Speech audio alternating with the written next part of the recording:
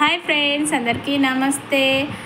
నా ఫీడింగ్ డ్రెస్తో మా పాపకి ఫ్రాక్ స్టిచ్ చేశాను ఫ్రెండ్స్. చూడండి, నచ్చితే లైక్ చేయండి, కామెంట్ చేయండి.